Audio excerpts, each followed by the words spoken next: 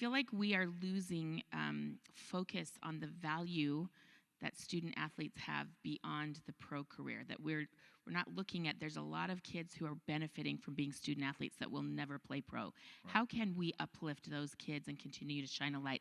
Because your time at Bentley impacted you. Oh, huge. Huge. I was very, very fortunate. And by the way, so now one of the opportunities, in addition to executive coaching, I teach at Bentley, which is wonderful. Bentley's got a tagline that we're using now called "Be a Force." And the Be a Force, and when I went to Bentley, I first applied to Bentley many years ago, it was always a school that emphasized both business and liberal arts, right? And the student athlete program was always a big part of that. So yes, be outstanding on the field, but what you do in the community matters as well. So I think that Be a Force message is one that I think Bentley got right, because it is about integrity, it is about inclusion, it is about having an impact, but both professionally and in the community. So that message we send to student athletes, whether they're going to go pro or not, and I think it resonates. I know it resonates at Bentley. I love that. Okay, well, go forth and conquer and be a force. I have no doubt you will. Thank you so much, and congratulations. Pleasure, my pleasure.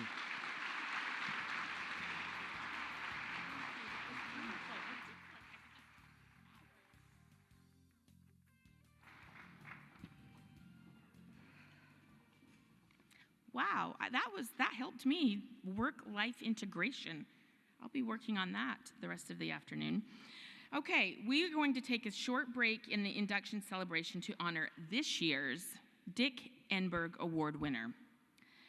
Established in 1997, the Dick Enberg Award is given annually to a person whose actions and commitment have furthered the meaning and reach of academic All-America program and or the student athlete, promoting the values of education and academics. The award was created in part to recognize Dick's participation and passion and support for the academic All-America program for over 30 years, and more importantly, his dedication to education for more than 4 decades. The list of previous Enberg Award honorees includes Olympic athletes, Hall of Fame coaches, cabinet members, former President of the United States, and the 2020 winner, Knight Commission CEO Amy Perko, who's here today. The 2021 winner, legendary tennis player and women's rights activist, Billie Jean King. Our award winner, usually Dick's son Ted Enberg, normally comes to join us, but unable to be here today, but we did want to send him our best wishes, and he also wants to send his best wishes to the winner of this year's award. This is a good one because I have covered this young woman as an athlete at Tennessee, as an athlete in the WNBA. She's not only one of the best players I've ever covered, the best athletes I've ever covered, she's really honestly, and I'm not just saying this, maybe one of the top 10 humans I've ever met. It is beyond my great pleasure to introduce the video for one of our greatest women's basketball players and people in the history of sport. Please, let's celebrate Tamika Catchings. Stated simply, this year's recipient of the Dick Enberg Award is a champion. It all began in high school, where Tamika Catchings totaled 3 state championships, 2 in basketball and 1 in volleyball. She was the first player at any level of basketball to officially record a quintuple double when she totaled 25 points, 18 rebounds, 11 assists, 10 steals, and 10 block shots in 1 high school game. In college, Catchings played for a champion, the legendary Tennessee coach Pat Summitt, who also won this very award in 2007. Catchings was a 4-year All-American, the National Player of the Year in 2000, and a member of the Lady Vols' 1998 National Championship team. In 2001, she was drafted by the Indiana Fever of the WNBA, and her professional career was red hot.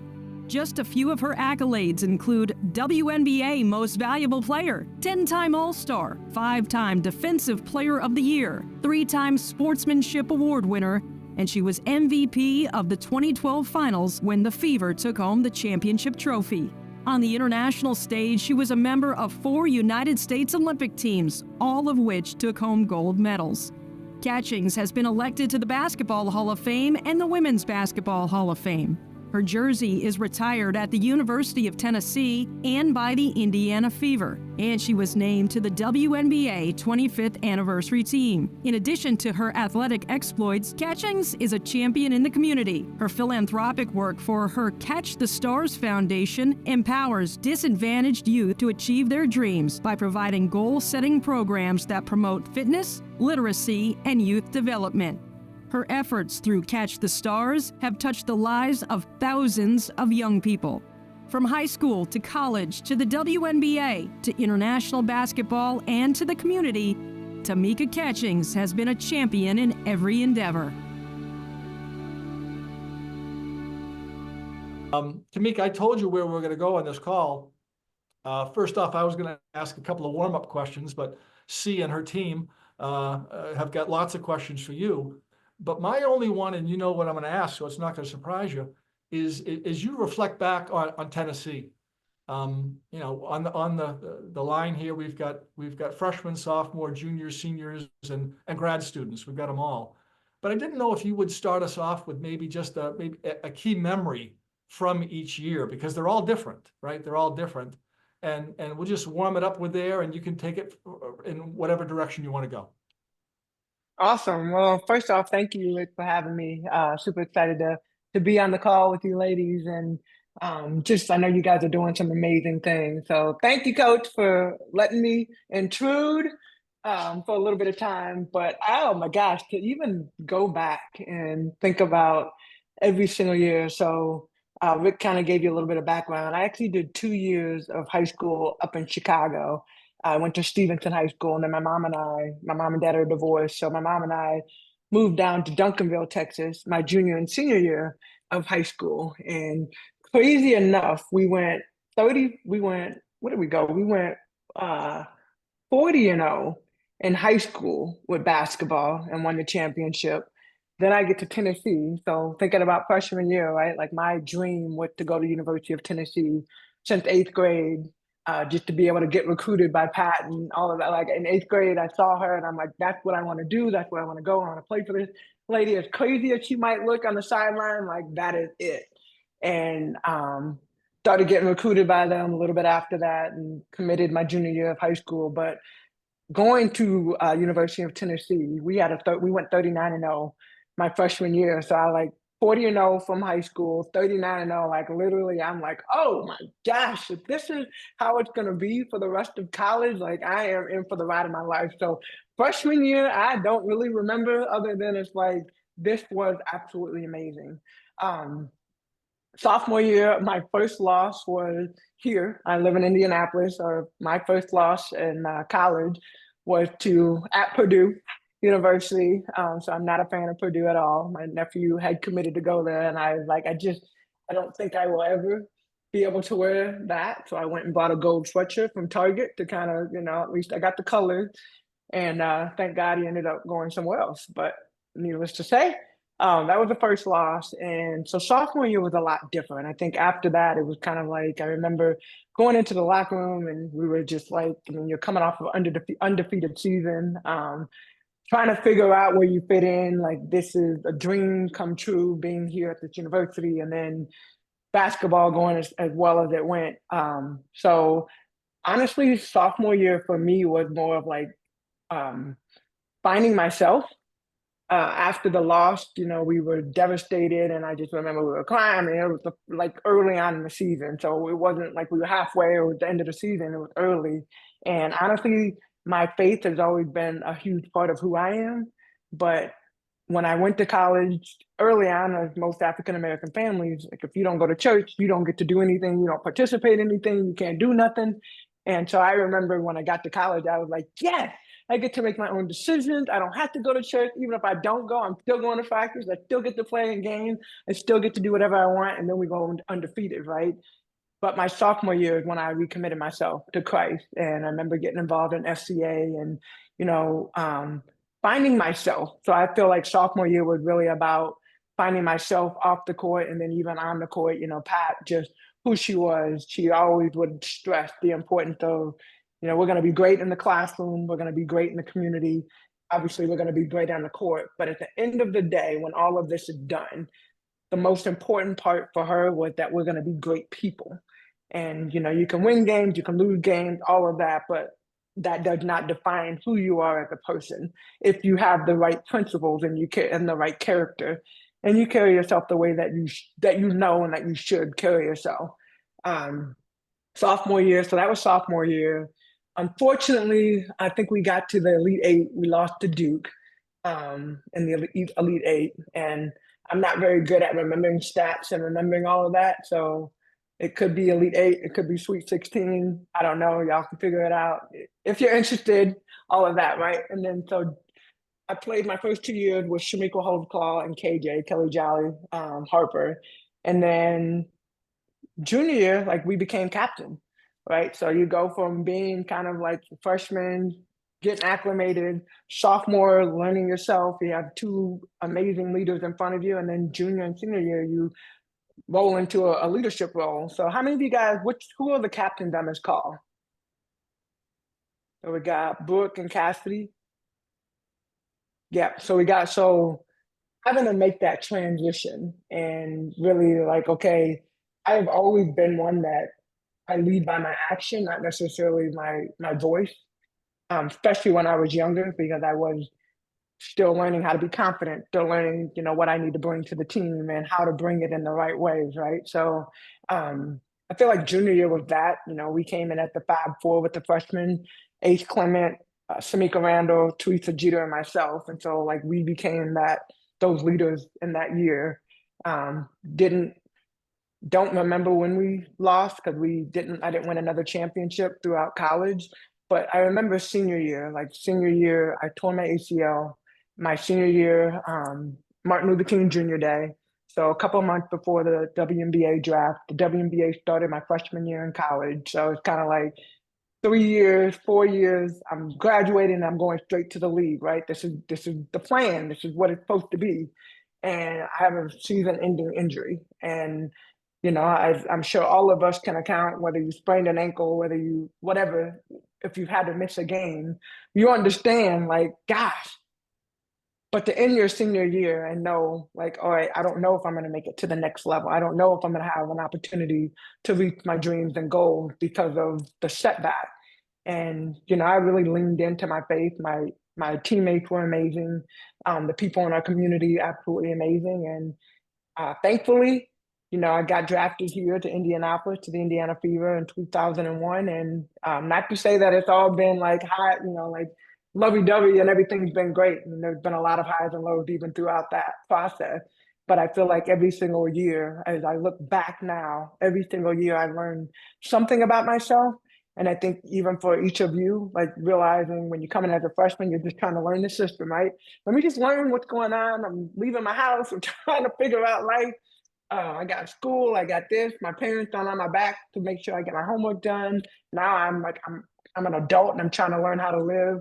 So sophomore year, okay, I kind of got my feet wet. I'm trying to figure out. But one thing now that you guys are having to deal with that I didn't have to deal with is NIL and the transfer portal. And I don't know how different my life would have been had that been something that we had back then. So it's hard, like everybody will say, well, when you were in college and even a first year with the WNBA, my first year, 2001, now if we're doing comparisons with Caitlin coming in, like I was injured my first year. We didn't have social media. We didn't have a lot of the things that you guys have access to now. And so it's hard to even really put ourselves in those shoes, in y'all's shoes. But I can only imagine how hard it is as you're navigating your land with so many moving parts. But the one thing that I will say is, as I commentate, as Rick said, the one thing that I would give you guys as far as advice is learn yourself and figure out how to build your confidence in who you are. Um, I know I wouldn't be the same person that I am if I hadn't had the teammates that I had, if I hadn't gone through the experiences that I had, if I hadn't had to be a part of some of the things that I've had to be a part of in the past. I don't know if I would be where I'm at today. So I'm going to stop talking because I will keep talking and rambling. I know you guys have some good questions, so I'm definitely interested in I'm here for y'all. Like Rick asked, and I was like, look, I'm not gonna do a speech for an hour and just me talking and y'all just looking at me. Y'all just look like little people on screens, then that's not fun. So I wish I was with you guys in person because I think this would be a lot better. But let's make use of the time. So I'm definitely here for you guys. So come off mute and ask your question. I Well, see you guys I laughing just and smiling, and I'm like, come on. I'll certainly speak for all of us, just saying, like, we are blown away that you're even look where you can even look at you right now. Like, this is really, really awesome.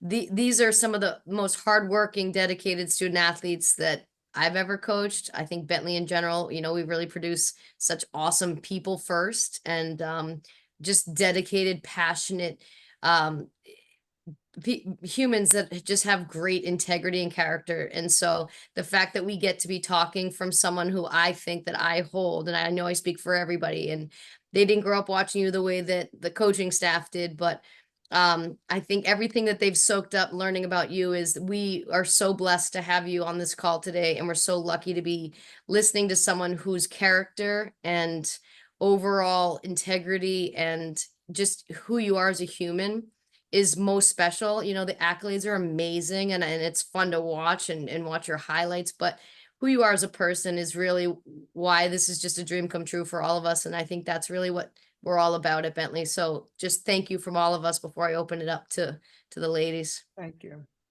Thank Coach. I'll start it off, I guess. Hey, Brooke. First of all, just wanted to say thank you so much for being on here. Just echoing everything she just said. But I guess one of my questions for you. So we actually just came, Cass and I just came from like a little leadership council meeting with Rick Miller and then also Coach Stevens. And so I guess just jumping into it, what was the biggest challenge you had to face as leader, either at Tennessee or Indiana, and kind of how did you navigate through that? Yeah, good question. Thanks, Brooke. Thanks for starting it off. I like it. So interesting enough, I told you guys I really didn't. My leadership style was really watch me and follow me, right? I would say I didn't really turn into a leader that learned how to use my voice until after the 2004 Olympics. And 96 Olympics, watching Dawn and Cheryl and Lisa, like that became like, I want to be an Olympian. This is it. I want to make it. I want to play at the highest level, and made the junior Olympic team in 96.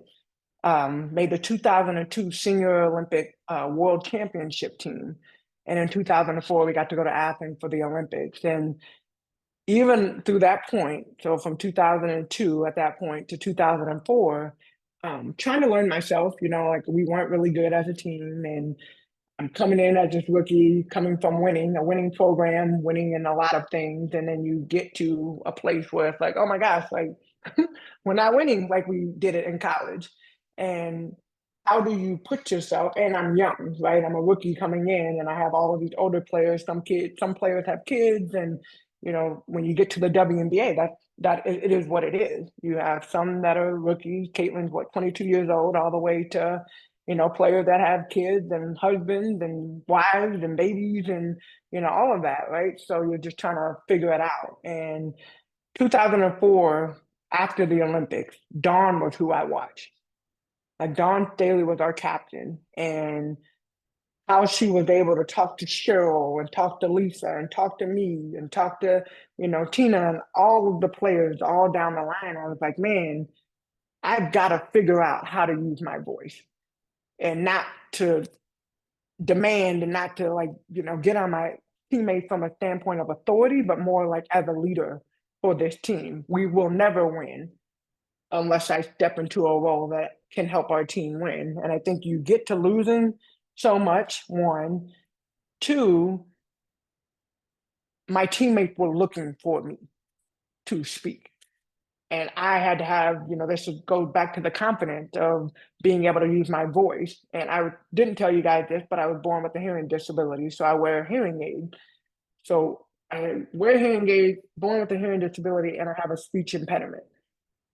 I didn't really like to talk because I used to get made fun of a lot growing up. So for a lot of this, I tell you a lot of this because for me, it really was building that confidence and being able to say, okay, not only can I lead by example, but my teammates are also expecting me to lead through my voice and holding people accountable.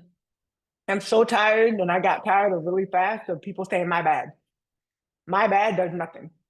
You know, like, oh, I'm in the wrong spot, my bad. Yeah, you were in the wrong spot the last 3 times. And you keep saying my bad the last 3 times. And now we get in a game and my bad for a missed box out, we lose by 2 or we lose by 1. And I'm not pointing the finger at just you, but all of these my bads. And so I think having to understand from a leadership, and you and Cass, like you guys having to understand, and it's not just the two of y'all. Y'all might be the leaders of the team, but at the same time, every single player, you have to hold each other accountable. You'll never win a championship unless you guys hold each other accountable. You'll never win conference championship, make it to the tournament, none of that unless you guys hold each other accountable. So I think those are like the big things that I had to learn early, is just how to use my voice. Go next. Thank you so much for taking the time to talk to us. It's such an honor to meet you. We watch you, we admire you. This is such a special moment. I watched the video earlier, and I had a question. I know, like, you talked about, like, hearing, having a hearing disability while you were young, and I remember you took your hearing aids and put them in the field. So, like, did you have someone in your life at that young age that, like, helped you through it? And so, and then later on in the video, I remember you mentioning that Coach Pat Summers is the one who really helps you turn that big insecurity into your superpower. So what I really wanted to know is, like, what did you do or say that was so different in that moment that helped you, like, transform, switch up from, like, insecurity to bigger to superpower that someone in your life didn't tell you at a young age? Can you say the last part of your question? It was kind of hard to hear, just the last part.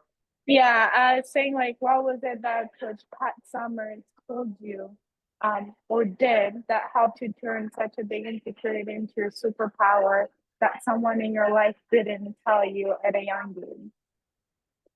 Um, so what I hear is you're asking about the superpower and how to turn the superpower into a uh what is it? How did you turn it from an insecurity? She's at work right now, so there's people coming in Okay. and out. Yeah, like, So how did you turn it from an insecurity to a superpower? And then was there anyone else in your life besides Pat that also helped do that at a younger age? And Pat helped you turn it from an insecurity to a superpower. How did you do that? yeah, thank you. Thanks for that. I would say who was in my life, my family. My family's always been very instrumental. They're a part of everything that I do. So when I talk about my circle is like my family, and then I have a few friends around that. But I would say early they were, but Pat is probably not probably. Pat is the most instrumental outside of my family.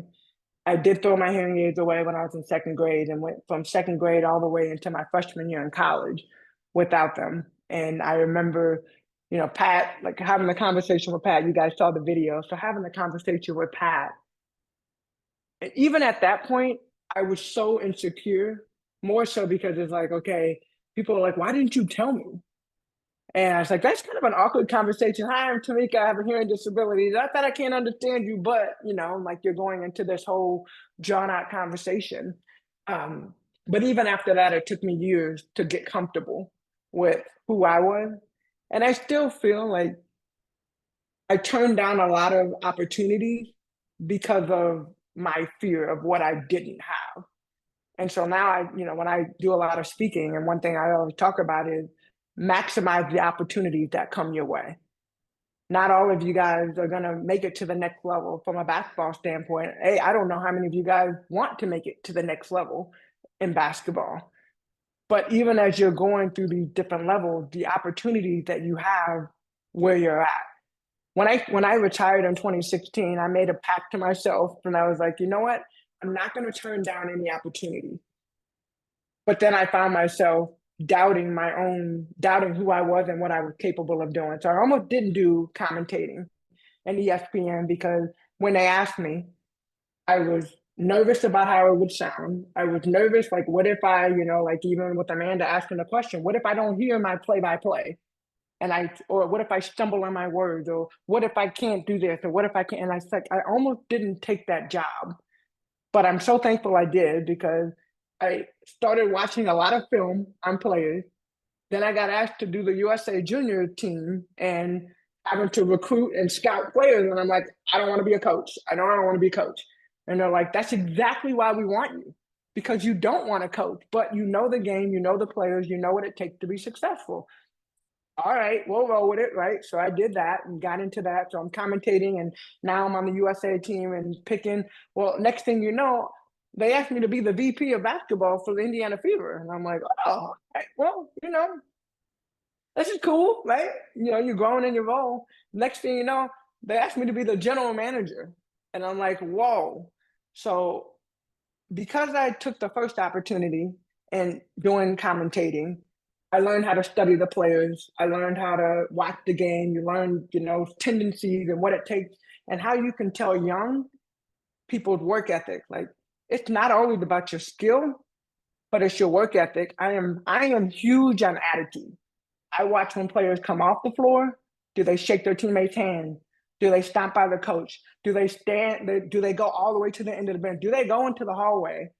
Like I'm watching all of this stuff, and that's how I evaluate players, right? So I don't want a player as good as some of the players that were coming out when I was. I don't want a player that is a headache. I don't want a player that I'm going to have to wonder if they're going to, how they're going to respond to the coach. Are they going to, they get subbed out and they're, like that's a bad sign for your teammate that's coming in for you. Clap your hand, keep it moving. Hey, you're going to get back in the game. So like I was watching all of this, but I bring that up because of all of that, it helped me with turn my insecurities. Amanda, I'm sorry, this was a super long answer, right? But because of that, it turned a lot of the insecurities that I had, because even as you're going through these different phases of life, you end up learning. And through all the times that you learn, you're naturally evolving as a person. So I am not the same person that I was. And yes, there are times when I get up and speak and I stutter and I just have to start laughing, right? Because I'm like, oh my God. But if I get stuck in the moment of like, oh my gosh, I stuttered, I forgot what I'm talking about, and now like I'm embarrassed, or do I roll with it? And I think that's what all of us learn through life is you learn how to just roll with the punches and keep it moving.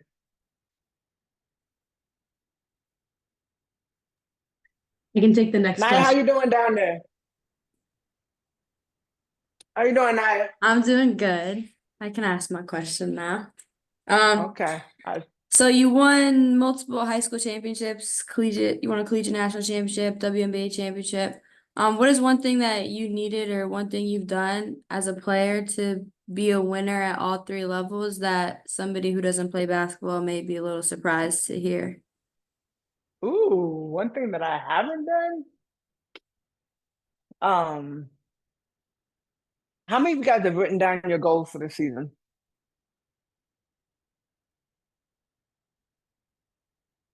So keep your hand up. How many of you guys have written down your goals this year? All right, so I see a few people that don't have their hands up. And I bring that up because Naya, one thing that has been a part of my life on every single level, and even where I'm at now, is setting goals and and I don't say like, oh, I want to do this, and this, like setting things that I have to work for, but that are tangible. So I told you guys coming in, we just opened up our 4th location today. My goal is to get us to 10. So every year, and hopefully the next 5 years, obviously in 5 years that 5 plus 4 doesn't add up, but we'll add 1 year, we'll have 2 locations that will add up, or that will add in. But that's my goal for futuristic. So I think for me, I can't necessarily say something that people don't know about me. I think it's more of something that has kept me consistent throughout my playing and throughout my years is really setting goals, setting tangible goals, setting deadlines for my goals, and then also like putting some tangible tangible action item to help achieve the goal. That answer your question, or do you want me to elaborate more? No, that answers it. Thank you. Naya, what grade? What year are you? I'm a sophomore this year. Okay. I'm just watching. I'm watching body language. So I'm watching all of y'all. All right. Thank you I for can go that. next with Who is my next? question. Oh, sorry. Hi, I can Kylie. go next. Kind of going off Naya's, obviously winning at every level. Is there any like championship or any medal to you that sticks out for like maybe a reason why people don't think? Ooh, that maybe what? What's the last part? Like obviously like winning only one at Tennessee, but like maybe because that's just your one, but like is there any reasons why a championship is more special to you that maybe like the public eye doesn't see or understand? Mm. Um, I would talk about our 2012 championship. We won, so got drafted in 2001. Of course, all of us, we play the game that we love because we like to win, right? Not love, but we like to win when we want to win games. That's kind of the point of sport. But even throughout sports, you learn a lot of the important skill sets that go with it, right? Um, 2009, we made it all the way to Game 5. We lost to Phoenix, and so, expectation wise, it's like, okay, well, since we made it all the way here, next year, like, we should win a championship, right? It's only makes sense. Well, we didn't in 2010, and we didn't in 2011. And I bring up 2012 because I kind of look at Asia Wilson right now, winning a gold medal, MVP, all these things that she has. And of course, like, they're still in the playoffs, and, she wants to win a championship, right? We had that opportunity. We did that. The thing that I love about that year in particular is having the opportunity to play with the best of the best players. Like, when you make the Olympic team, these are the best players in the US for different reasons. Like, it might be the skill set, it might be leadership. Each one of us on the screen brings something different to the team that make the team a championship caliber team, a gold medal winning team. Well, you come out of that experience with the top 12 players in the US, and then you come back to your WNBA team. And not that it's not the top 12, it's not the top 12. We made it to the playoffs that year, and a lot of people, think what our first game we had to play New York. We went all the way to game 3, and people didn't think we were going to win. They were like, there's no way that Indiana Fever wins a game. We make it past the first round. Second round, we go to Connecticut. All right, we get all the way. We won in game 3 again. Our best shooter goes down in the last game. So Katie Douglas goes down last game. And it's like, oh crap, like, now we got to go play like Queen of the Hill team, Minnesota Lynx. Like, we're going here. We got to play them, the giant of the league. And remember going in, we went early, and we did a lot of team building in the 2 or 3 days that we were there. And it was just more like, hey guys, you know what? At the end of the day, nobody expects us to win. They got Maya Moore, they got Sylvia Fowles, Brunson, Lindsay, like, they have all of these players, and, they're looking at us like, all right, well, Indiana only has Tamika. But we went in there without Katie, without our best shooter. We win game 1. Everybody's like, it's a fluke. You're not going to win another game. So we lose game 2. Not only do we lose game 2, but we lose our number 2 best shooter. So now we're down our best 2 shooters going into game 3 back to Indiana, and it was best of 5. But that year in particular, when you think about winning championship, it's like David and Goliath. David went up against Goliath. Nobody expected David to knock Goliath down. And it's the same thing for us. Like, we went into but it was all about the team. And so when I look around the screen and when I look at you guys, it's how you gel together. It's the moment that you have together. It's the experiences. As a retiree, I don't really remember games per se. What I miss the locker room talk. I miss the bus ride. I miss the plane ride. I miss my teammates. I miss, like, getting up and going to the gym and having people, like, having my built-in people. These are my people. So when you win championship together, that is something. Like one of my teammates came back a couple weeks ago. She lives in Australia, but Erin Phillips came back, and it was like we just went right back to when we were together, and having those opportunities. So that's what I think about when I think about championship. If I get too long winded, somebody just be like, you know. I can take the next question. I just want to say thank you so much for being here. Echo what C said, what Brooke said. You're an absolute legend, and we're so lucky and blessed to have you. But what was it like playing under Pat Summit, and what was the most valuable lesson that she taught you, either as a coach or as like a human talking face to face? Yeah. Have you guys ever, and you probably witnessed this with your coach, or maybe you don't think about it, but we had front row seat to greatness without even realizing we have front row seat to greatness. Yeah, I found myself in everything when I look back. Pat literally was the epitome of like what it means to be humble, what it means to live with grace, what it means to be loyal to people. She was hard on us, like extremely hard on us. But what I appreciate now in the fact of how I am with my team, and the only way that I know how to live life right now is like I have high expectations. I have high expectations because I feel like, in this world, and I think John Maxwell was the one that said this, we have become so accustomed to being mediocre people. So because we have become so, because it has become a norm, the expectations, we lower our expectations for people so that they can fit the norm and they can live at this level. Pat wasn't like that.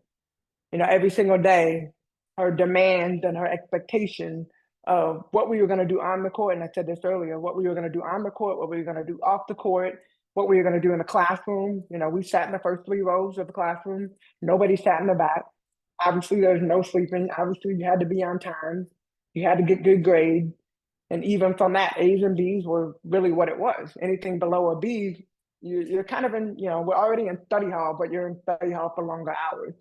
But I think the expectation piece and everything that we did being at a high level, I only want to operate at that level because, yes, we all fall. We all fall at times. You have highs and lows. You have things that happen in your family. You have breakups. You have arguments. You have this. You have that. Like you live life, right? Y'all are living life right now. So you're going to have a lot of highs and lows. So one, give yourself grace because when you have those moments, we all need a little bit of grace.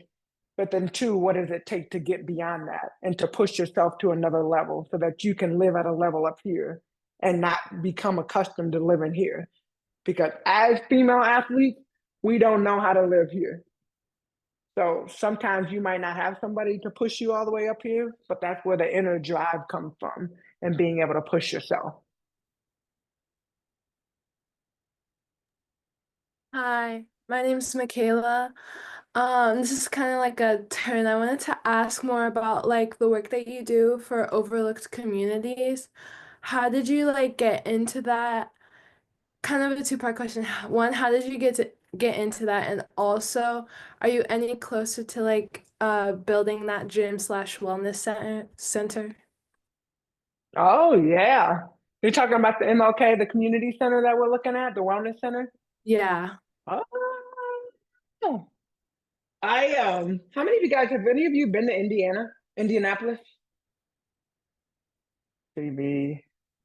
How do you say your name? Andrini? Andrine? Andreen. Andrine. Thank you for that. No Just the problem. two of y'all? Okay, Nora, Grace. Okay, I was about to say Julia. All right, good. So in the neighborhood that we're in, one of the things that I love about community in general, I love community, but this specific neighborhood, there is not a gym in the near, I would say the closest gym is maybe 15, 20 miles away. And I know it's like, oh, it's not that far, but most of the kids in this neighborhood don't drive, right? So if you think about most of us and how we grew up, yes, you could go outside, but we have 4 seasons here. And when it rains, when it snows, when it's cold outside, our kids have nowhere to go. And so the whole idea with the wellness center came up in that community specifically, um, because we wanted to make a difference. And we wanted to allow those kids, majority African American families, majority low income. And most people when they want to build things in low income areas don't necessarily want to put the money in. They want to build something that's mediocre and just okay. And so for me, it was really like with these kids in this neighborhood specifically, I want them to have a state of the art facility. I want them to have a neighborhood center that they can walk to, that they can feel safe in, and that they can come play not just basketball or basketball, volleyball, track and field, have a fitness center in there. We have classrooms in there. So really trying to give them an opportunity to be successful in life. Because we all know, and I don't know if you guys have read the statistics, but they start building prison beds based on third grade numbers and third grade grade. A lot of those kids in that area, they're probably already making prison beds for. So how do we give them an outlet where they can come and they can, learn the skill sets of what it takes to be successful, being a student athlete, and take that into the rest of their life. So that is, you can tell, Michaela, I'm passionate about the young people we get to serve, and we will make this happen for them. Hi, Very Tamika. exciting. Thank you. Oh, oh, no, you're good. Hi, Tamika. My name is Andreen. Thank you so much for your time out of your day to come and chat with us. My question was about just like the growth of women's basketball. Obviously it's increasing in views and social media. I was just wondering, like, how is it different, like when you were playing versus now? Like, how do you what do you see, and like what do you like hoping for the future of basketball? I think it's awesome. Thank you for that question. I think it's awesome. I don't know. Well, and I'll speak for Indiana specifically. Last year, I could go to Gainbridge Fieldhouse. I'd have a ticket, and I could just sit anywhere I want to. This year, you can't find an empty seat. And part of it, yes, Caitlin Clark coming to Indiana, Angel Reese, Cameron Brink, the excitement of Camila Cadeau, the excitement of the young players that have come in. But last year we had the #1 pick, right? We had Aaliyah Boston from South Carolina, Rookie of the Year. This year we have the #1 pick. We have Caitlin Clark, Rookie of the Year. The year before Aaliyah came, we had Melissa Smith from Baylor. We have slowly built our team here in Indiana. But even though we built it, like y'all know, sometimes in the building process, you don't see the numbers, like you don't see the win. You see the growth, but maybe not the wins immediately. And so to go from last year to this year and just see some of these numbers are like 200%, 100%, 105%, like increase in number of fans, number of tickets sold, merchandise sold. It's insane. But I love it for you guys. I love it for you guys to have these opportunities, your NIL numbers, being able to have those opportunities, the amount of eyes that are on watching y'all play. Yes, okay, this is the WNBA and you're watching these stars, but I also think that you'll see it trickle down, or trickle up rather, into y'all stadiums and having more people come and support you guys. But a lot of that too, I will say from your level and from where you guys sit, is you got to be out in the community.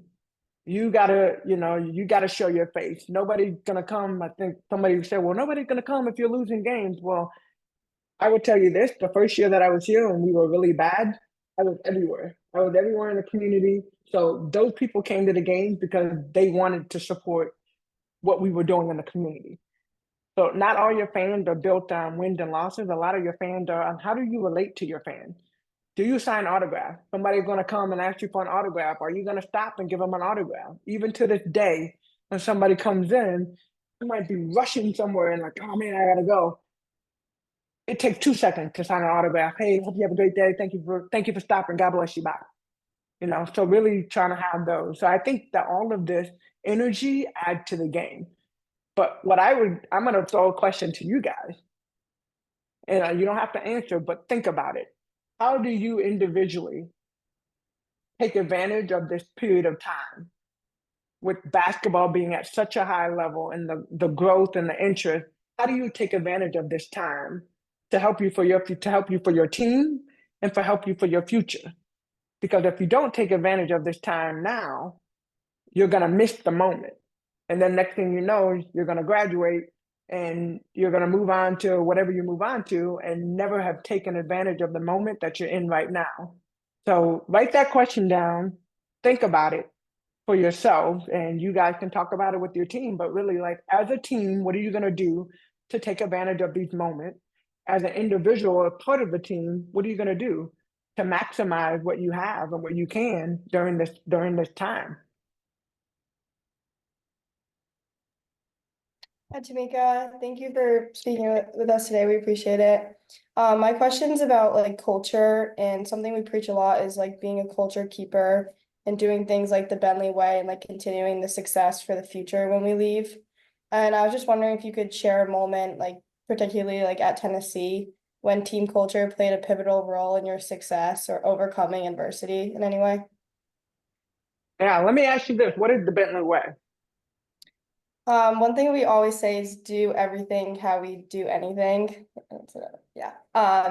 And just like all aspects of our life, like whether we're like similar to like what you're saying, like sitting at the front of class, like doing things together, doing community service, being on time to things, just doing things how we do like everything in practice, how we do in all other aspects of our life. Oh, and this is for you, Cass, or for anybody else. How do you guys handle adversity? So I'm assuming you've had great wins, right? And I'm assuming that you've had some bad losses. And I'm assuming in between those, you've had a lot of highs and lows and even issues with teammates. How have you guys overcome adversity? I feel like every year it's a little bit different, but I think something that like we can stay consistent with is like all being bought in together and like communicating that. So like when we do have like a tough loss or tough game, like taking the next day to like reflect, but also coming to practice like motivated and ready to do better than we did the day before. Yeah, and I would say so. What you just said is how you keep the culture. You know, I've been on teams, and this is where leadership comes in and accountability comes in. Because how many of you guys have walked into a locker room, all right, whether it's here at Bentley or high school or wherever else, like you've walked into a locker room and somebody walks in after you, and it's like, man, I don't feel like practicing.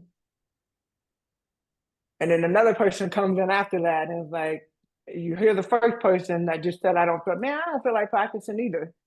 Like, man, oh, we just had a hard game last night. I'm tired. Coach should know that I'm tired. Why are we practicing? This doesn't make sense. And then the third person comes in and the fourth person, and everybody is hearing this in the locker room. But the first person, the captain, Cass, didn't step up and say, yo, like, we want to win, right? We talked about the Bentley way. We're in this together, right? So what happens is that's where your culture starts to shift, because you might have an alpha on your team that comes with a lot of personality. And so when they come in the locker room and they start saying these things, nobody knocks it down immediately. And then that alpha continues to grow and grow and grow. And, we all hear this: negative people bring other negative people. And then eventually it starts to affect your culture, because now you got this group of people over here, there's cancer that's in there that you didn't nip from the beginning, and now it just continued to grow. And so I think I would say that for us, when I think about college, like, we had great leaders. Tamika was very quiet, but Kelly, like, there's no way she wouldn't step up for anything that was bad. And a lot of it was like learning your teammate. We would always have a meeting in the beginning of the season, and this is when I, became a leader and became comfortable. But I want to learn everybody's style. Like, how do you like to be approached. I don't like to be, and this is me, I don't like to be yelled at in front of everybody. If you want me to do something, then, like Pat, everybody knew. Now, obviously, under certain circumstances, right? I don't have time to worry about your feelings. In the heat of the game, we're down by 1, and we called a timeout, and I'm trying to, and you're not listening to what I'm saying. Like, of course, Pat is like, lock in with me.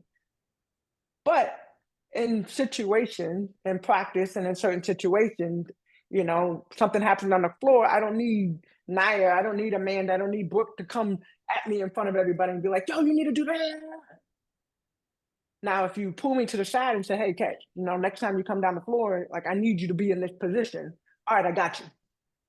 So really learning how you communicate with your team, that adds to your culture, because when you know how to speak to your teammate in a respectful manner, respect can be given and respect can be taken and understood. And that's how you continue to build your culture. Thank you. That makes sense? Yes, it did. Thank you. Hi, I want to thank you for your time. My name is Quincy. I go next. So, Teammates had some lovely questions, so I'm gonna jump to my third one. Hey, Nora, hold what on one second, okay? Nora, that your favorite teammates that you Nora, played with either in college or the WNBA Hey, Nora. hold, and how has that impacted your Nora, life? Nora's locked in. You're on Locked delay. in. Nora, hold on one second. yeah, she's probably Oh, delayed. You're on Yeah, delay, my so just Wi-Fi pause until after my Q. Wi-Fi's so bad. Yeah, so just wait because you're on a little bit delay and we'll let you go right after Q, okay? Oh, was you talking? It's okay. So Okay, that's fine. go ahead, Q. So like talking of like how Coach Pat talks about like being a great person, not only just on and off the court, and also like is there any like key moments in your life, either like during your career or like off the court, that like shaped you to become such a great person and like just being humble and like personality wise? Is there any like Yeah, key I mean, moments? go ahead. Yeah, that's my question. Okay, I would say yes. And this kind of goes back to even watching Pat. This is before social media, right? So we're talking about 1997. 97, 98 was my first year, my freshman year, graduated in 01. But we would land in places and there would be people lined up outside. We didn't have social media, so it wasn't like, hey, the team is landing at this time. Like, there would be people waiting just to see Pat. You talk about like legend. That's how it was. We would go in arenas and people would be coming. I mean, hopefully they came to watch us too, but just to be able to be around her. So watching how she greeted people, watching how she talked to people, watching how she respected people, that I feel like watching that had definitely shaped me. I don't believe in titles.